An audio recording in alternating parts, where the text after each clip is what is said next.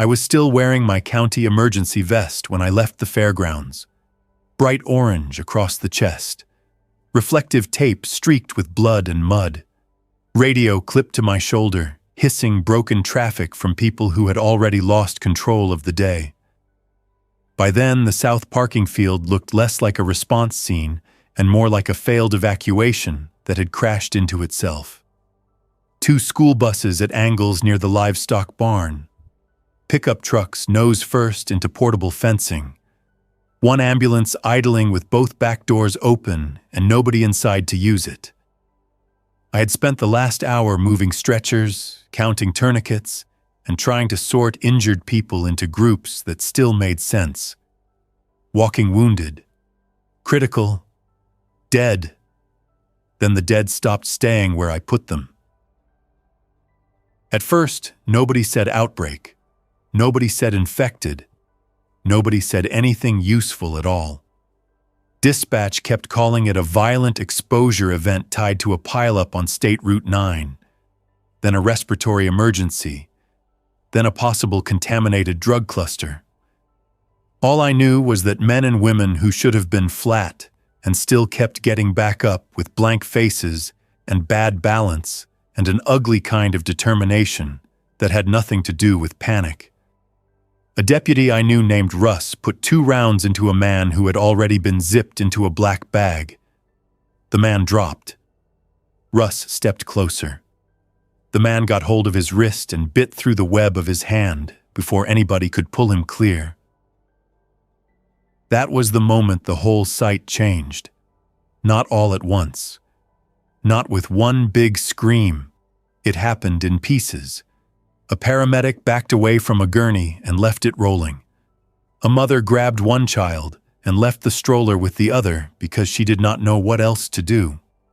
A trooper fired toward the ticket booths and hit a floodlight pole. Somebody yelled that the buses were full. Somebody else yelled that the buses were already contaminated. Then one of the volunteer firefighters came through the lane between the medical tents, with half his sleeve torn off and blood drying from his elbow to his wrist, and everybody around him moved the wrong way at the same time. I had a county utility truck with 2 trauma bags in the cab, 6 cases of bottled water in the bed, spare radios, road flares, tarps, tools. I should have stayed.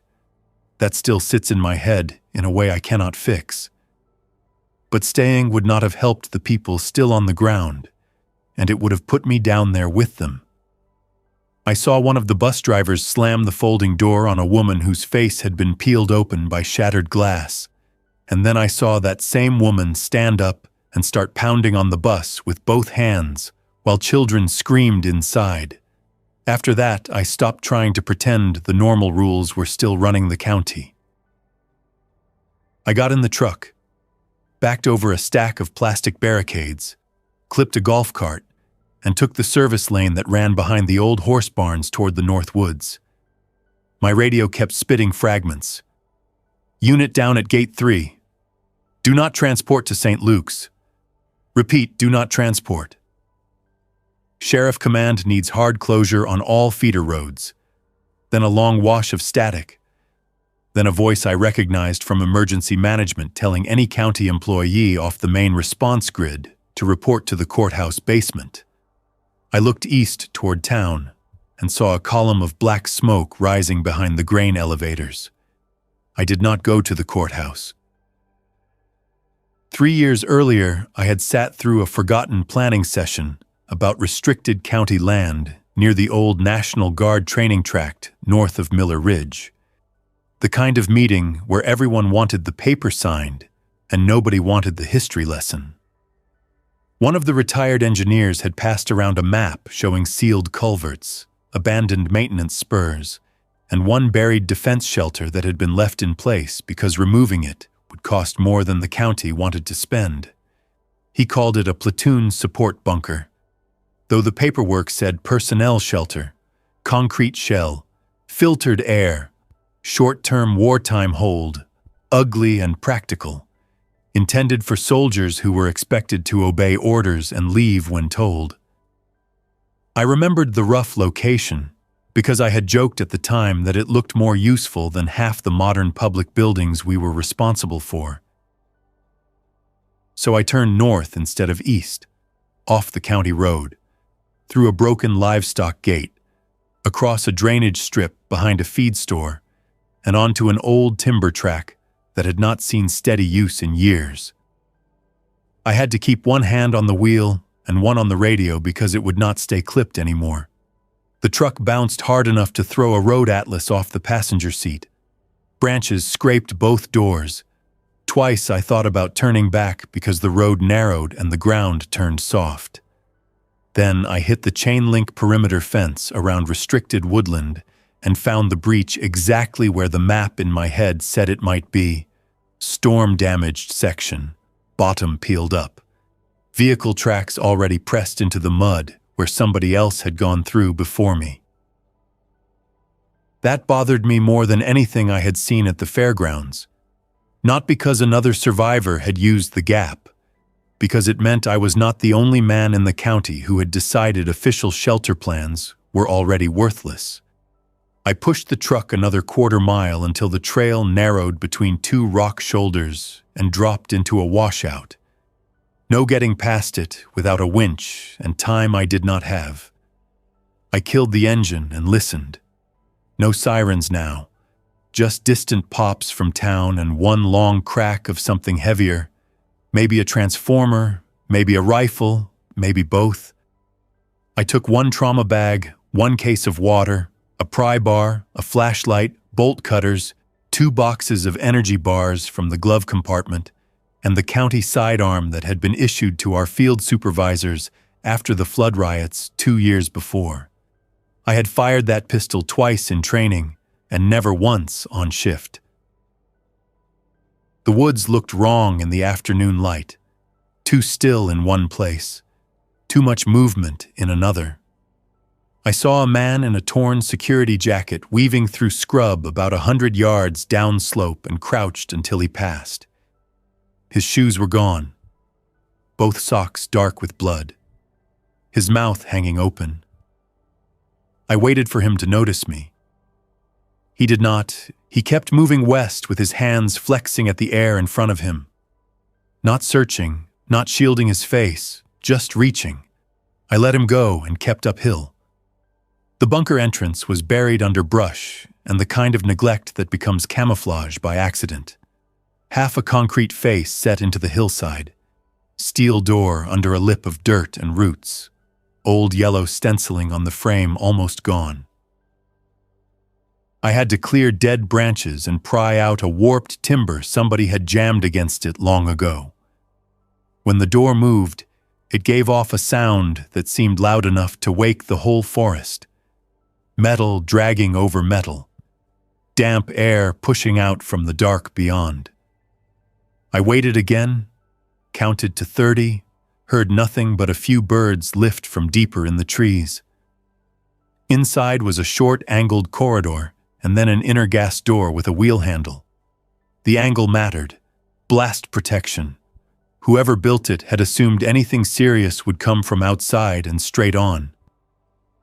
I shut the outer door behind me before opening the second one, not because I believed I was under artillery attack, because I needed one barrier between me and what I had just run from. The inner door took both hands and my shoulder.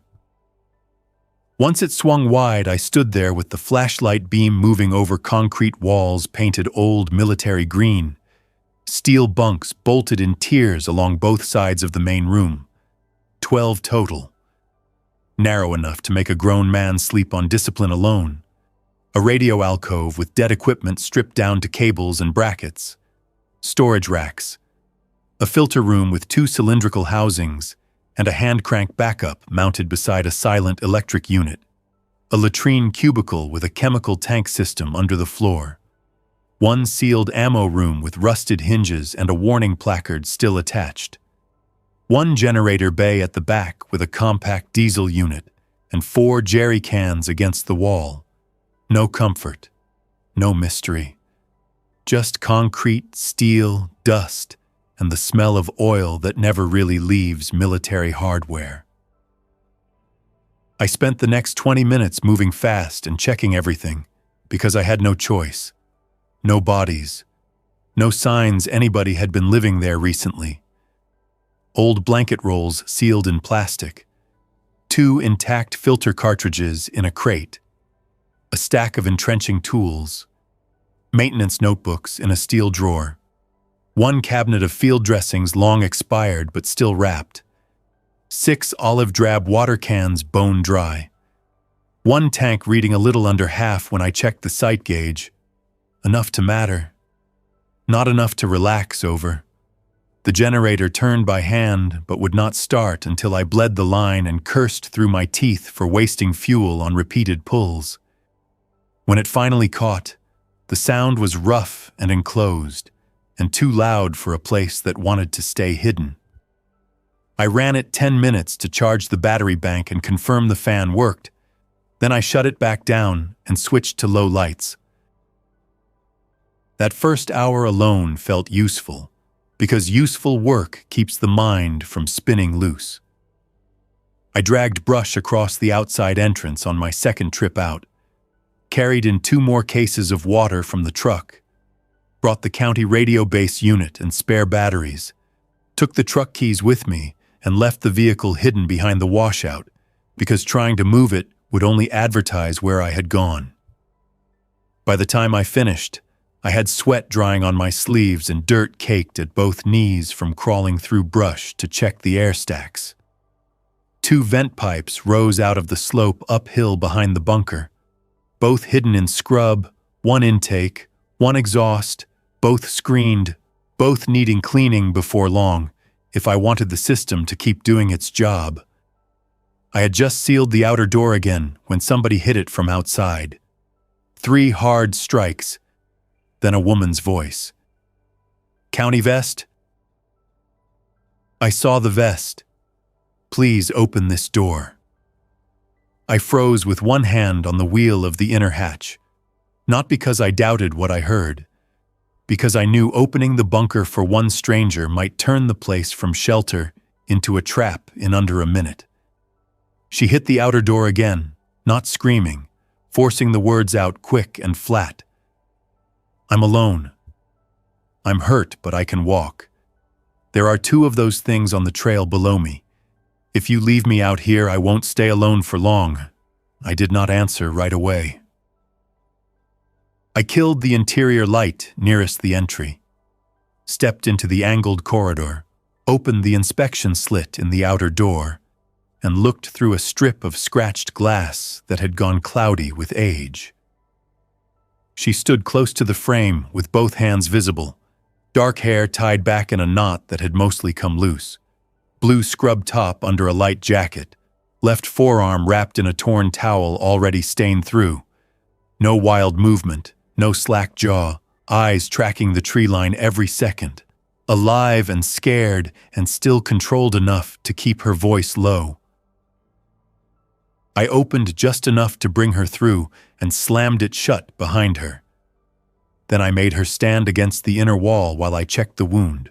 Long cut from elbow to wrist, clean edges, probably glass or sheet metal, deep in 2 spots. Not a bite, not the ragged, crushing damage I had started to recognize. She watched me inspect it and said her name was Renee Alvarez, urgent care nurse from Miller Ridge. Clinic overrun, staff scattered. She had followed my truck tracks from the service road because the county seal on the door looked more trustworthy than anything else she had seen all day. Trustworthy. That almost made me laugh. But she was steady, and she had medical experience I did not. So I let her in fully, showed her the main room, and handed her the cleaner bandages from my trauma kit. While she rewrapped her arm, she looked around once and gave the shelter an honest answer. "This place buys time. That's all." "That's more than most places right now," I said. She nodded once. No argument. Then she helped me move crates into a rough table near the bunks and sort supplies without wasting motion. Water on one side, food on the other, medical in the radio alcove, tools at the back. I liked her immediately for the simple reason that she started working before asking for reassurance. Night came early inside the bunker because the place swallowed light and made time feel shorter. We kept the generator off and used battery lamps on the lowest setting. Through the steel and soil over us, we could hear faint movement now and then. Not enough to name. Just brush dragging, a foot on loose dirt. Once a short run of impacts overhead that made Renee stop cleaning scissors and look at the ceiling. Neither of us spoke for a few seconds. Then the sound moved off downhill and she went back to work. I took first watch by the entry corridor while she slept on the lower bunk nearest the main room, or pretended to sleep. Nobody truly rested that first night. My radio gave me almost nothing worth hearing. Dead channels, open mics, crying in the background of one sheriff frequency. A fire chief somewhere south asking for mutual aid that no longer existed. Close to midnight, I caught a county emergency net transmission from the courthouse basement, saying all municipal shelters were compromised and personnel should relocate to secondary hard sites if available. Then the same voice repeated the message with less control and ended mid-sentence. After that, the channel went quiet for good. A little after dawn, the outer door took another hit, then another. This time the voice was male and angry. "Open up before I bleed out on your damn concrete." Renee was already off the bunk and beside me before I moved the wheel. I looked through the slit and saw a man in a tan deputy's uniform half carrying another man whose turnout coat marked him as volunteer fire. The deputy had blood down one boot and a shotgun hanging from a sling. The firefighter's face was gray and his left shoulder was soaked through. Both men were still on their feet because force of will was holding them there, not because the day was treating them well. I opened fast and got them through the door in under 10 seconds. Once the inner hatch sealed, the deputy shoved the shotgun across the floor toward me before I even asked. Smart move. Good sign. He told me his name was Martin Sutter, sheriff's office. The other man was Alan Dorsey from Station 4. They had broken from a stalled convoy near the quarry road after seeing two handcuffed prisoners attack the transport deputy from the back seat. Alan had taken a deep cut from torn guardrail while dragging a woman from a van. Martin had a calf wound from a dog bite or a human bite or something he refused to define until Renee made him sit and let her inspect it. She cut away the pant leg, looked once, and said, "Dog. Maybe not human. Not recent enough for whatever is happening out there to explain the swelling. But it's dirty, and he needs it cleaned now." Martin did not thank her. He just gripped the bench edge until his knuckles went white and let her work. Alan sat on the floor with his back to the wall and tried to act useful by telling me where the convoy had broken and what he had seen on the highway. Abandoned cars. Men attacking windshields with bare hands. One state trooper bitten in the throat while trying to drag a child from a minivan. None of it helped us directly, but the shape of the county beyond the bunker got clearer with every sentence. Roads were gone. Hospitals were gone. Law was down to whatever a single man could enforce with whatever he happened to be holding at that moment. 4 adults inside a bunker built for a small infantry squad still felt possible.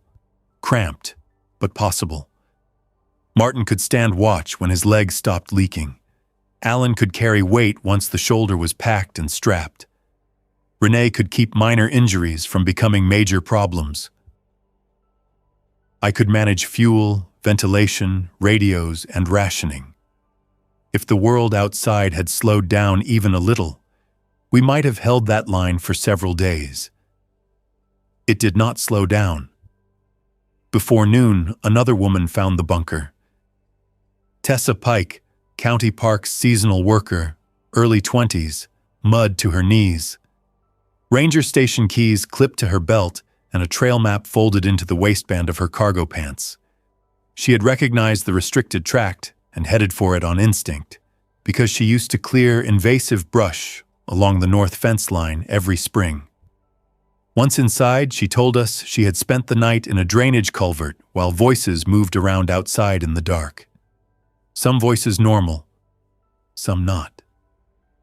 At dawn, she saw 3 people from the fairgrounds walking the timber track with blood down their shirts, and no sign they knew where they were going. She waited until they passed and followed my old boot prints uphill. Martin did not want to open the door for her. He said it before I spun the inner wheel. Every person you let in cuts air, water, and room. He was right. And still I opened it, because Tessa was alive, alert, uninjured except for scrapes, and carrying local ground knowledge we did not have. Also because closing the door on a woman who had found the place on foot while staying quiet enough to stay alive felt less like strategy and more like rot beginning inside us. I was not ready for that yet. By afternoon, the bunker smelled like wet clothing, iodine, diesel residue, and the chemical latrine. The practical smell of too many adults forced too close together. We started a written ration sheet on the back of an old field inventory form. 1/2 liter of water at a time. Food counted by hand. Noise discipline after dark. No one opens the outer door alone. No one runs the generator more than necessary. Martin argued for full watches with a weapon visible at all times. Renee argued for wound checks and sleep first. Alan asked for his turnout radio even after I told him it was dead. Tessa spread her trail map on the steel table and showed us 2 old service routes leading toward a park's maintenance shed and a water pumping station beyond the West Fire Road. Possible supply targets. Possible exit options. All of them outside. The first real problem inside the bunker was not fear. It was waste. Soldiers in a short-stay defense shelter can accept discomfort and move on. Civilians hiding for an unknown number of days start producing complications almost immediately. The latrine tank was functional but limited. Flushing solution had to be mixed carefully. Vent draw needed to stay steady or the whole room turned foul in minutes. Water vanished faster than food because everybody wanted to wash hands, rinse cuts, wipe dirt off faces, and feel human for 3 minutes at a time. By the end of the second day, I was already saying no more often than I was saying yes. That same evening, Margot Bell reached us from the south access lane with a rolling concession cart she had stolen from the fairgrounds. Canned chili, peanuts, crackers, box juice, trash bags, paper towels, and 1 badly bruised shin where she had dumped the cart crossing a ditch.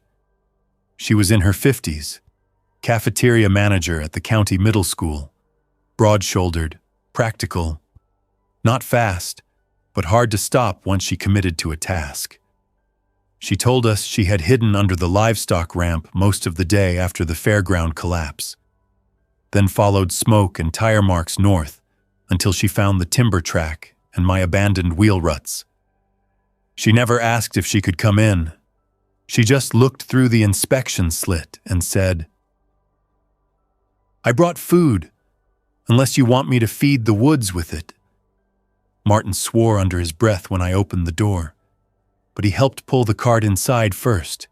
That was Martin in a sentence, angry at the principal, obedient to the immediate need. 6 adults changed the bunker completely. There was no spare quiet anymore. No open corner where a person could sit and think without hearing another person unwrap food, shift on a bunk, cough into a sleeve, mutter over a radio battery, or scrape mud off boots with a field knife. Every decision had witnesses. Every witness had an opinion. Even when nobody raised his voice, pressure built in the room the way heat builds in a parked car. By the third morning, I understood the bunker was not only shelter, it was an amplifier. It took exhaustion, grief, suspicion, and uncertainty, and bounced all of it back at twice the strength because there was nowhere for any of it to go. We needed more water before we needed anything else.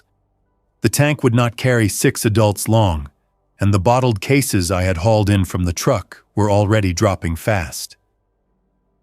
Tessa marked a maintenance shed on the map less than a mile west that sometimes stored bulk jugs for trail crews.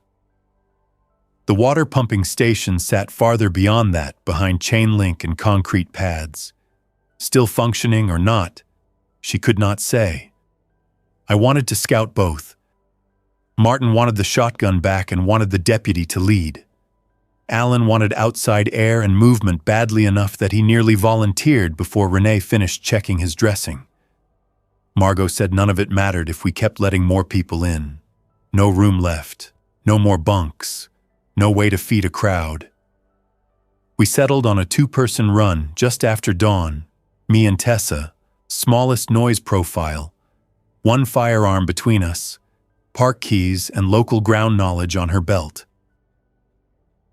Renee repacked my trauma bag with the useful supplies.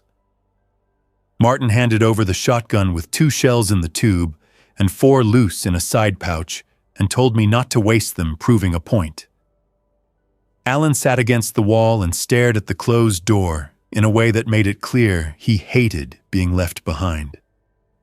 Margot stacked the food Margot had brought into strict rows on the table as if neatness could push back what was happening outside.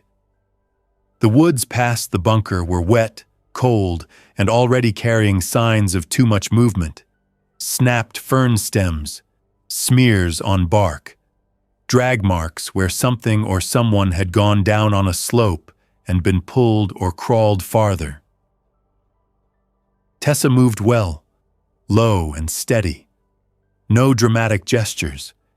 She knew where old gravel lay under leaf cover and where washouts made noise if a boot heel landed wrong. Twice we froze while infected drifted across the lower trail in loose pairs. Men and women from town, if clothing told any truth. One in a grocery apron, one in hunting camo, one barefoot teenager with both palms scraped raw. None of them searched the woods the way living people search. They only kept moving until noise or motion bent them off course. The maintenance shed had been hit before us, lock broken, shelves ransacked, shovel heads missing from handles, 1 dead battery lantern kicked into a corner. But we found 2 sealed 5-gallon jugs in the back under tarps and a crate of work gloves. In the ranger office, Tessa recovered a handheld radio charger, a road atlas, and 3 packets of instant coffee that made her smile for the first time since I had met her. While I was stuffing the jugs into a carry sling, she pointed through the dirty window toward the West Fire Road. 3 infected on the shoulder, then 5, then more coming between the trees, drawn by something we could not hear yet. We left the shed by the rear door and cut north through brush toward the pumping station instead of retracing our path. Bad decision in terms of effort, good one in terms of staying unseen. The station fence was intact, chain link topped with rusted wire. Inside sat a low block building, 2 concrete reservoir caps, and a utility truck with the driver door open. 1 man lay face down near the gate with a service badge on his belt, not moving. No reason to test that. I used Tessa's key ring on the side access box until one fit the padlock. We slipped inside the building and found emergency storage, bleach tablets, bottled water cases, toolkits, rain gear, and a diesel transfer pump mounted on a pallet that I would have loved to drag back to the bunker if I'd had 6 more arms and no infected within a mile. We took what we could carry, 4 water cases, antibiotic ointment, batteries, 2 pry bars, a box of contractor bags, and a county radio repeater battery that weighed too much for comfort, but might give us a better signal from the bunker alcove. While I was wrapping the battery in a tarp for easier carry, a metallic clatter came from outside, the utility truck door swinging wider in the wind, then a low impact against the fence, then another. Tessa looked through the side slit and said, "Very flat." We waited too long. The group outside the fence had grown to a dozen at least, drawn by the clatter or our movement, impossible to tell. One woman in a church dress had both hands hooked through the chain link and was pulling hard enough to peel skin from her fingers. A man in highway work coveralls rammed his shoulder through the mesh again and again without adjusting to the pain, because pain clearly was not instructing him anymore. We went out the back service gate instead, cut across a drainage ditch, and carried everything uphill through bramble while branches slapped our faces and jugs swung against our knees. Halfway back to the bunker, we heard one gunshot from the direction of the entrance. Then silence, then a second shot, not us. Martin or Alan or a stranger with bad timing. Tessa broke into a run first. I followed because there was no decision left. As we closed on the ridge, I saw two infected, down near the air stacks, and Martin outside the bunker entrance with the shotgun braced awkwardly against his shoulder. Leg wrapped, jaw set, Alan behind him with a pry bar. One infected lay on its back, kicking against brush with most of its face missing from the first shell. The second was still moving downslope after taking buckshot through the chest, because the chest was not what stopped them. Martin fired again, and the head snapped sideways. Then the woods below the trail answered with movement everywhere. We hauled water inside and slammed the door with less grace than I wanted, dirt still falling from our boots onto the corridor floor. Martin swore at me before the wheel had fully seated, said two of them had followed Margot's old concession cart track to the rise above the bunker and nearly stumbled onto the entrance. Alan said if Martin had not gone outside first, they would have been pounding on the steel door 5 feet from the hinges. Both points were true. Both made me angry for different reasons. Because going outside had exposed the bunker. Because not going outside might have exposed it worse. Renee treated Martin's reopened leg and looked at the rest of us one by one while we tried not to talk over each other. "Pick a rule and keep it," she said. "Either nobody goes outside without a plan, or everybody keeps making this up while injured and tired, and then we stop pretending we're being careful." That shut the room down for a minute. Not from authority in her voice, from simple accuracy. We reorganized that afternoon, as if order on paper might make the concrete walls wider, water stacked at the back. One shelf for medical, one for tools, one bunk reserved for any person too sick or hurt to work. Shotgun back under my control unless the door opened. Watches in pairs, not alone. Generator only for battery charge, fan support, and radio attempts at fixed times. Margot made a waste ledger without being asked, because she had run school kitchens for 20 years and understood that keeping a group alive starts with tracking what disappears. Tessa marked distances and landmarks from memory on a larger map torn from the atlas. Alan sharpened entrenching tools into something more defensive than their original purpose.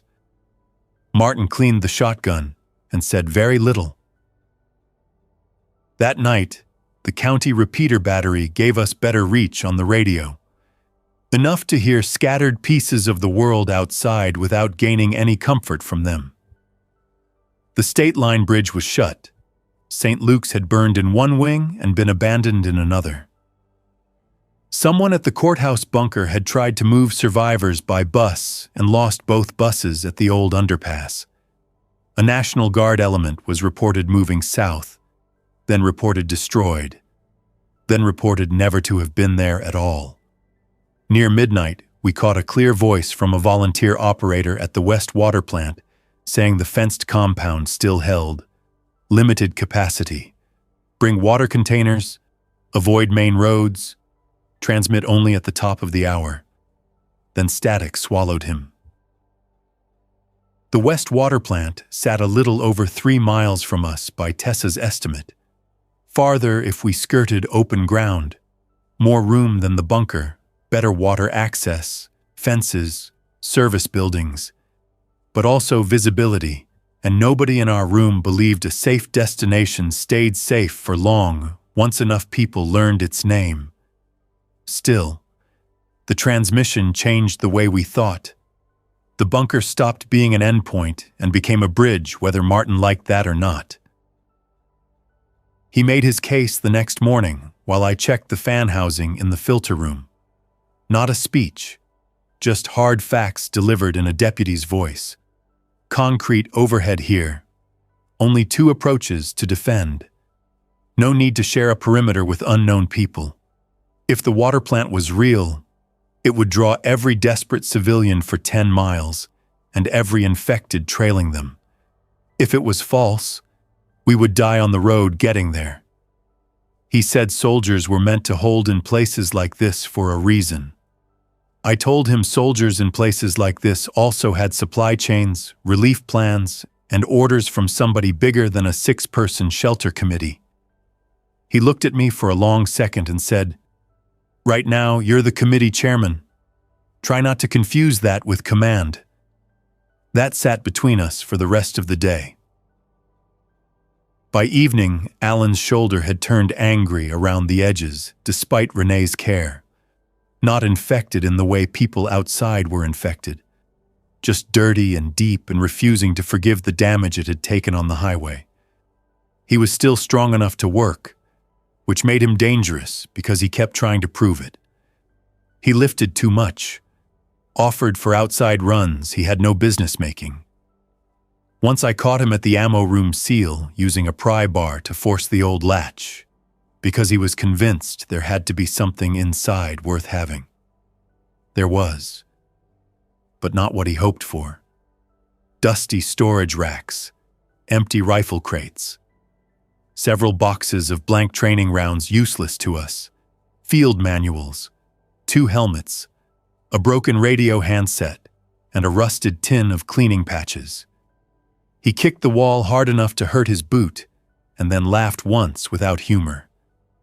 That laugh did more to sour the room than any argument. Late that same night, we had our first door test with living people. 3 knocks, then a man calling for help in a voice that cracked halfway through the word.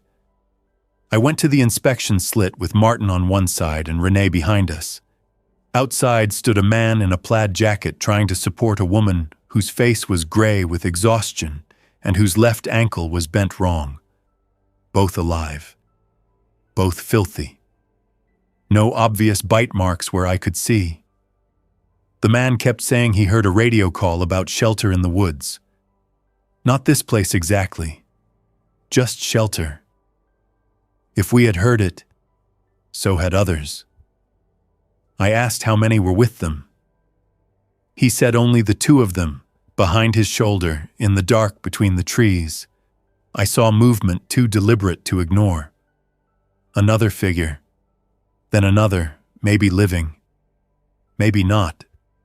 Too far to tell. Martin saw it too and put one hand flat against the door before I made the decision. Renee whispered, "If that ankle needs setting, we can't do it fast in the corridor." I hated what came next because it was logical, and because logic can still leave a stain. I told the man there was no room, that he needed to head west to the pumping station while he still had daylight. He cursed me first, then begged, then started pounding the steel with the heel of his hand until the woman told him to stop wasting strength. Her voice was calm in a way I have not forgotten, not defeated, just clear. I watched him get her arm over his shoulders again and move downhill into the brush. 30 seconds later, shapes shifted after them in the dark. Nobody spoke for a long time after that. Margot sat at the table with both palms flat on the food ledger, as if numbers might absolve us. Alan stared at the floor. Martin cleaned a shell that did not need cleaning. Renee went into the latrine and shut the thin door. Tessa folded and unfolded the map until the creases whitened. From outside, we heard nothing definite. Maybe they got away. Maybe they did not. The bunker stayed sealed either way. The next morning, the exhaust draw in the filter room dropped by half. I heard the change before I saw it. Fan pitched lower, air heavier in the corridor. When I opened the housing panel, I found the truth fast. The pre-filter on the intake side had clogged with leaf dust, soil, and shredded plant matter sucked in after all the traffic over the hillside. Not a fatal failure yet, but a warning. If the main cartridge choked and the hand crank backup had to carry 6 adults for long, the bunker would turn into work and heat and stale breath in a hurry. Tessa and I crawled out through the emergency hatch upslope just after dawn to clear the stacks by hand. Small job on paper, miserable job in practice, exposed, awkward, and noisy.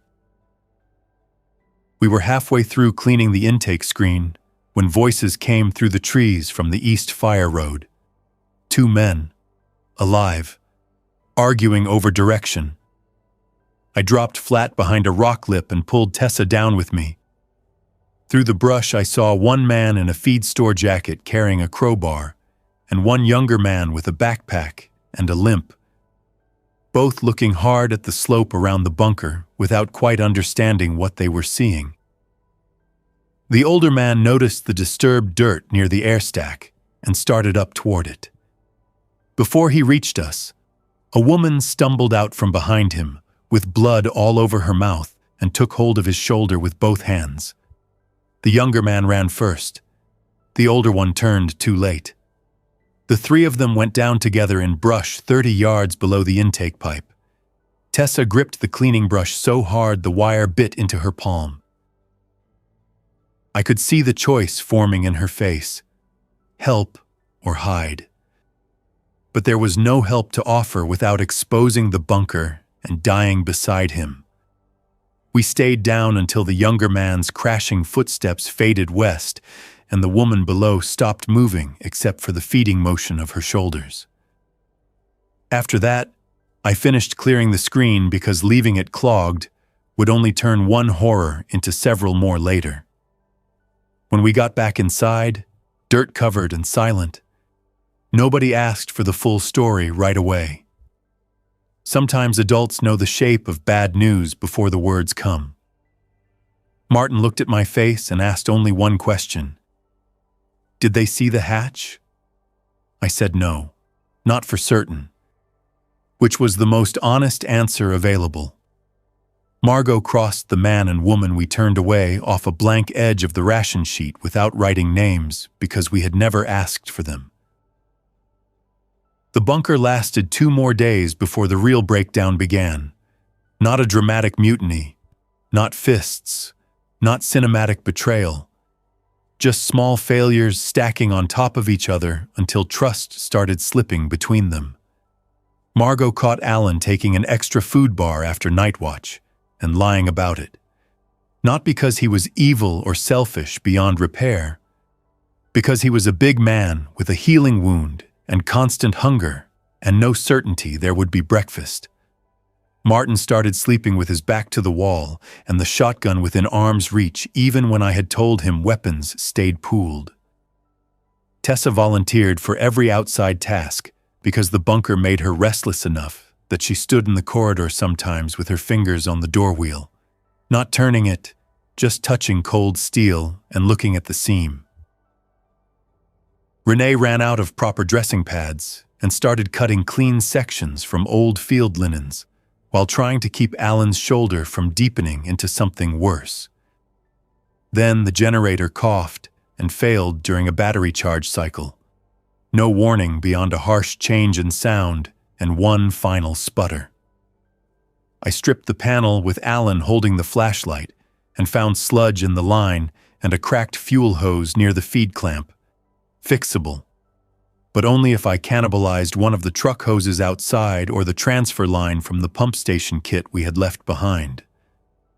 Either way, another trip, another exposure, another argument. Martin wanted to postpone and conserve battery for the fan alone. No radio, no lights beyond lanterns.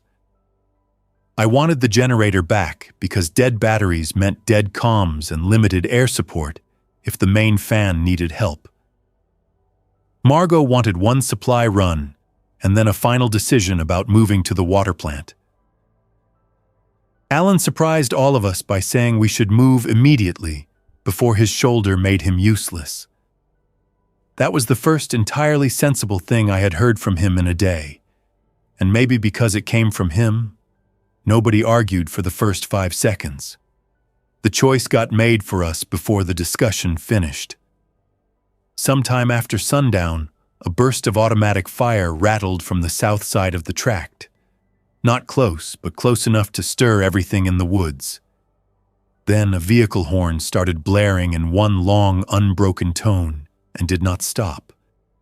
Maybe a wreck. Maybe a body slumped over the wheel.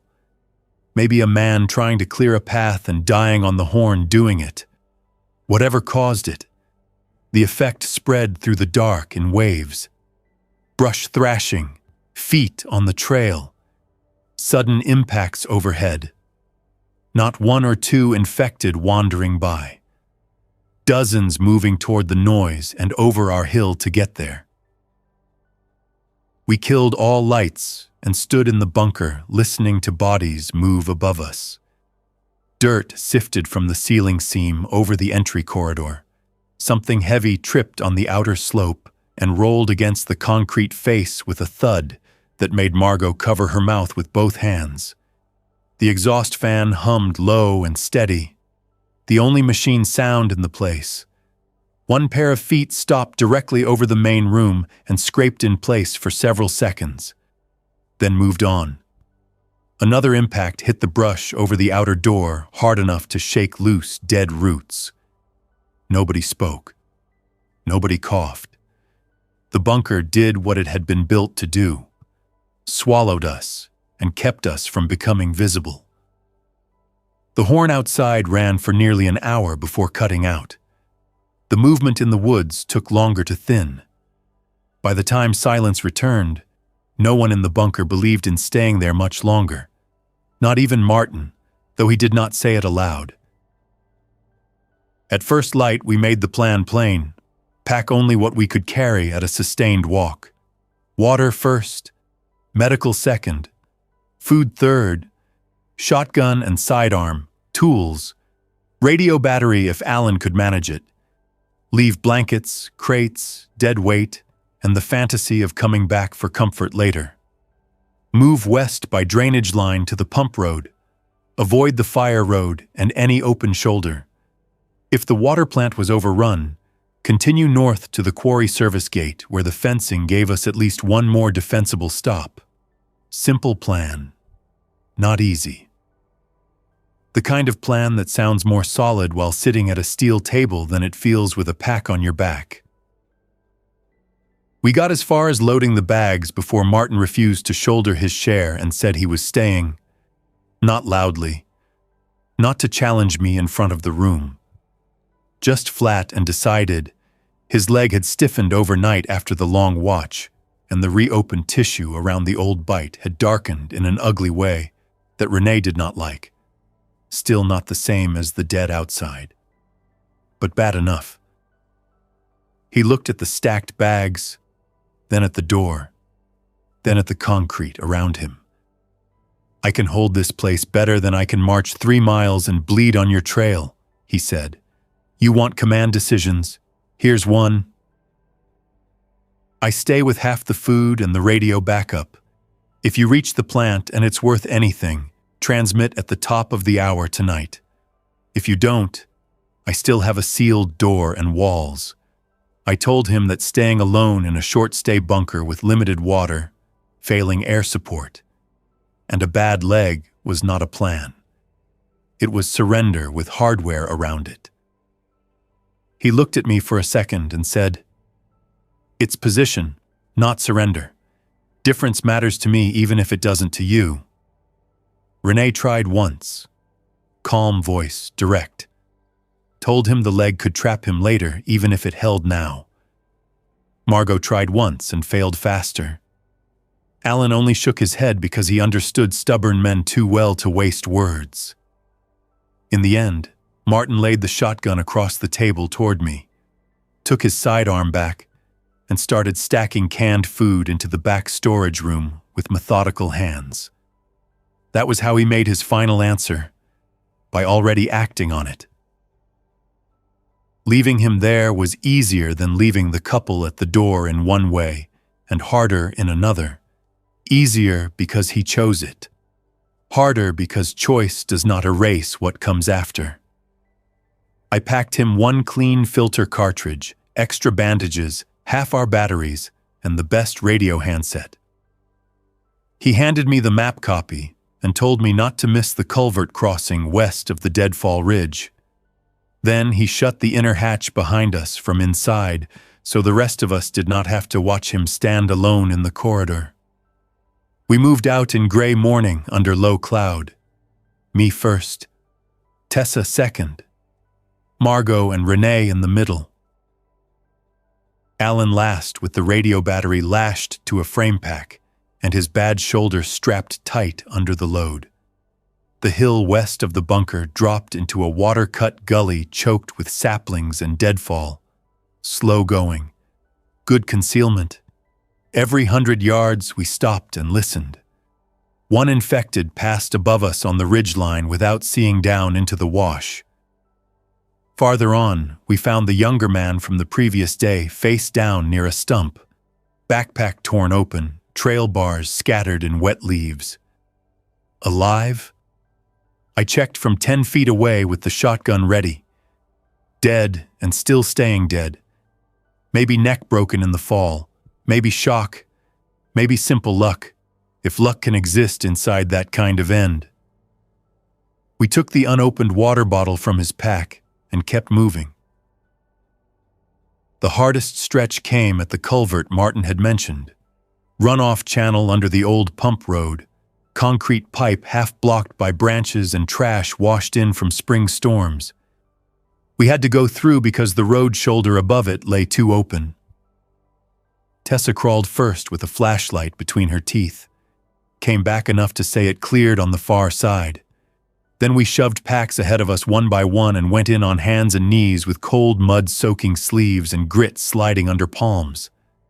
Halfway through, something hit the road's surface directly overhead.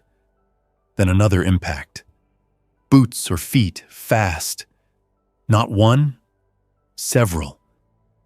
Margot went rigid in front of me and stopped moving. I had to put my hand against her boot sole and push twice before she started again. We came out the far end into reeds and standing water just as 3 infected crossed the road above.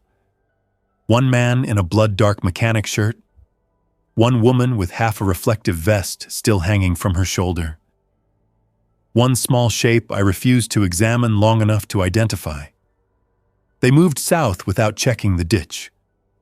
We stayed in the cattails until the sound faded. Mud on our elbows and bugs gathering around the stagnant water around our knees. No heroic rush. No clever line. Just waiting until the road felt empty again. By noon, Alan was failing faster than he admitted. Not dramatically. In the ordinary way a wounded body starts cutting corners, shorter steps, clumsy footing, forgetting to tighten straps after breaks. Once he put the radio battery down and stared at it like he had forgotten why he was carrying it. Renee checked the dressing under a stand of cedar and said the shoulder needed proper cleaning and rest within hours, not wishes. Alan told her to keep walking and save the medical speech for somebody likely to obey it. Margot snapped at him for the first time and said if he dropped that battery after making us drag it all morning, she would leave him and carry the radio instead. That actually got a tired grin out of him. 5 seconds of relief in a day that had not offered much.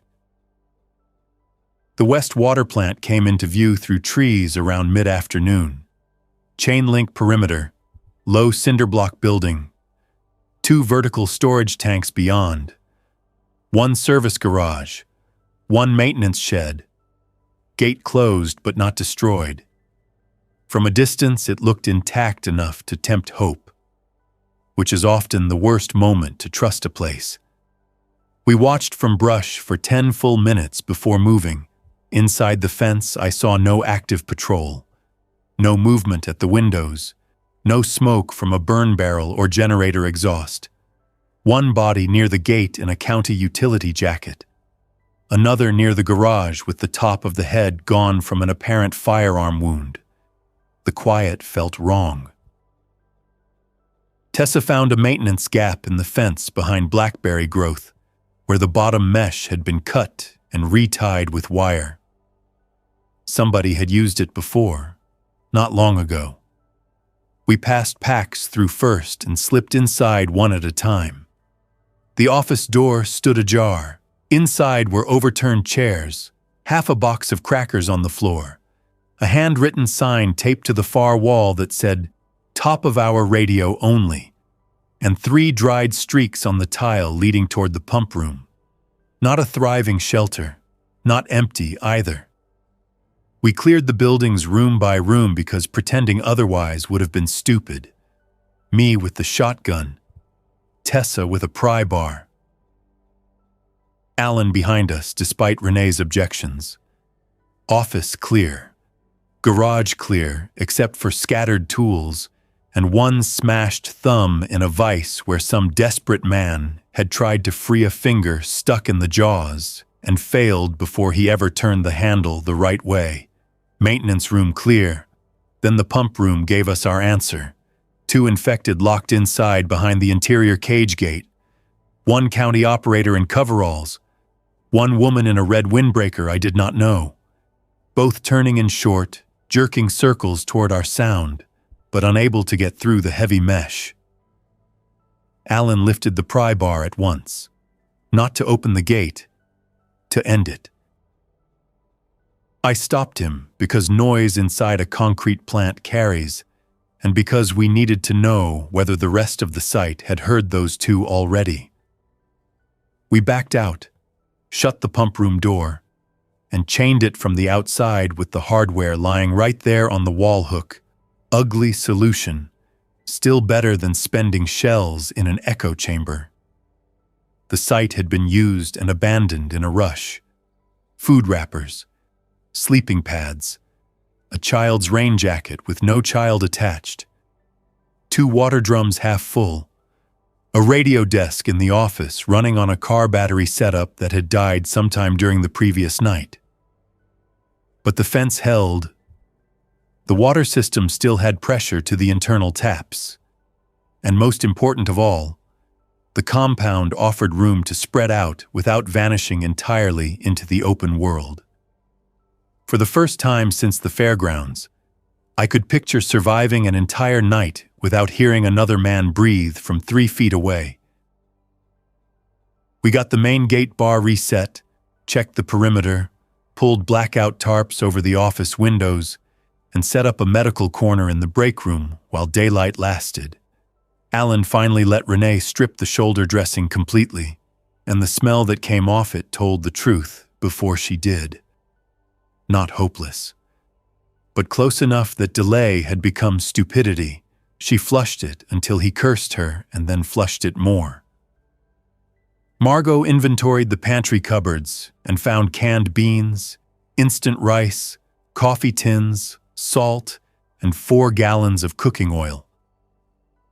Tessa dragged every portable container she could find to the tap room and started filling them because now that we had water, storing water became the whole religion.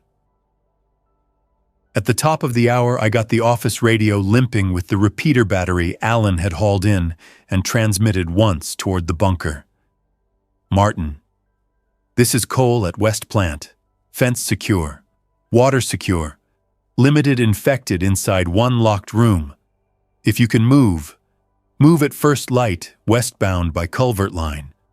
Acknowledge if receiving, static, then more static. Then a burst of noise that might have been his handset keying and dying at the same time. No voice. I repeated once more and got nothing. We held the plant that night without sleep worth naming. Not because the infected massed outside in dramatic numbers. Because we kept expecting the gate to rattle or the pump room chain to fail or Martin's voice to come over the radio asking for a door we could no longer open for him. Around midnight, a small group of living survivors tested the main gate and called out for shelter. 2 men and a woman from the sound of it. I answered through the steel service slot and told them to stay visible, keep hands clear, and wait while I checked the yard. One man immediately demanded food first and entry second. The other man told him to shut up. The woman asked only for water. Margot heard that and looked at me the same way I had looked at the bunker door 3 nights earlier. Tired, measuring, already aware that every act of mercy changes the math. We let them in after checking for injuries. 2 road workers and a woman from a church office. All exhausted, all intact, all carrying almost nothing useful but still breathing and under control. The compound was bigger than the bunker, the fence wider than a steel door. The pressure changed the second they crossed the yard, but it did not crush the place immediately the way it had crushed the bunker. There was space now for rules to work without rubbing skin off the people living under them. Near dawn, the radio finally answered. Not Martin, just a blown wash of interference and one clear half-sentence. No move, too many on slope, holding, then nothing more. I called him until the battery warning blinked. No answer. By morning I knew what the silence likely meant. He had either chosen the bunker and kept it, or the bunker had kept him until it could not. Either way, I was no longer in position to change his last decision, and that is a hard truth to carry when a man made that choice while looking directly at you. We lasted the next 2 days by turning the plant into what the bunker never could be. A working place instead of a sealed box, fences repaired with scavenged wire, sleeping spots spread across 2 rooms instead of one compressed aisle, watch routes marked, water always processing, waste managed farther from where we ate, simple jobs assigned and repeated until routine took some weight off thought. Tessa climbed the catwalks and watched the tree line with binoculars found in a desk drawer. Renee cleaned wounds and kept them from becoming graves. Margot built a kitchen schedule out of whatever the cupboards could support. Alan, still pale and moving carefully, repaired the office shutters and radio stand, because once he had a wall around him and a job that mattered, he stopped trying to prove he could outrun damage done days earlier. We also stopped pretending every living person at the gate could come inside forever. That lesson had been paid for already. Some we helped with water and direction. Some we turned away when tempers were wrong, injuries were bad, or numbers were too high for the fence to absorb. Every one of those choices stayed with us. But making no choices at all had almost destroyed us underground. On the 3rd evening at the plant, just before dark, I climbed the western tank ladder and looked back over the treetops toward the restricted tract where the bunker sat buried in its hill. I could not see the door, only the ridgeline and the dark seam of woods beyond. Smoke hung low over town to the south. No sirens now. No organized convoy noise. just the wide quiet of a county that had broken into isolated decisions. Hold here. Run there. Shut this gate. Open that one. Trust this man. Refuse that woman. Small choices replacing every larger system that had failed. That ugly little defense bunker had done what it was built to do. Not save us. Not solve anything. Just keep a handful of adults alive long enough to make harder decisions somewhere else. Soldiers could have held in it for a short operation, because soldiers enter a place with orders, hierarchy, supply expectations, and a date when somebody is supposed to come get them. We walked into it with none of that. Just a stack of injuries, bad news, and the hope that concrete might stand in for a future. It could not. But it bought us days. And in those days we learned the difference between hiding and surviving. I still think about the first time I turned that inner wheel and heard the seal seat behind me. The relief of it, the shame of it, the way a steel door can make a man believe he has reached safety when all he has really found is time. Time to patch wounds, time to count food, time to refuse entry, time to leave before the walls start shaping the people inside them into something smaller than what they were when they came in. So that is the truth of how I found a defense bunker built for soldiers while running from the outbreak, and why I did not stay in it.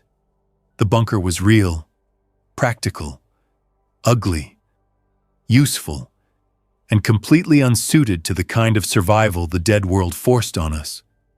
We needed water more than walls, space more than steel, routine more than protection. And once we understood that, we stopped acting like trapped civilians waiting for rescue and started acting like a hard, tired crew trying to last one more day under our own rules. That was enough. Not to fix the county. Not to save every person who reached a locked door too late. Not to bring Martin out of the hill where he made his stand. But enough to keep moving. Enough to hold a fence. Enough to speak on the radio at the top of the hour and mean it when I told the next voice through the static. This site is still standing. Approach slow, hands visible, and if you want to live here, come ready to work.